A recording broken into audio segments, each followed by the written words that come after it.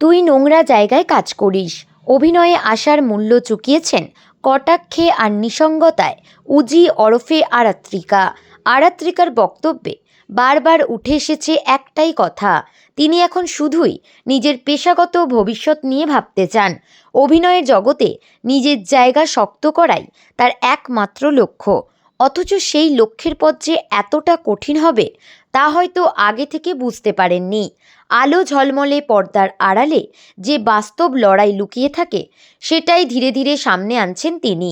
এক সাক্ষাৎকারে সবচেয়ে বেশি আলোড়ন ফেলেছেন তার পরিবারের প্রসঙ্গ। আরাত্রিকা জানিয়েছেন, মা বাবা ছাড়া যৌথ পরিবারের প্রায় কেউই তার অভিনয়ের পেশাকে সমর্থন করেন না। এমনকি নিজের এলাকার মানুষজনের কাছ থেকেও তিনি উৎসাহ পাননি।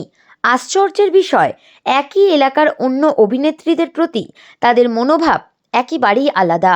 প্রকাশ্যে প্রশংসা আর সমর্থন পেলেও আরাত্রিকার ভাগ্যে জুটেছে কটাক্ষ আর অবজ্ঞা।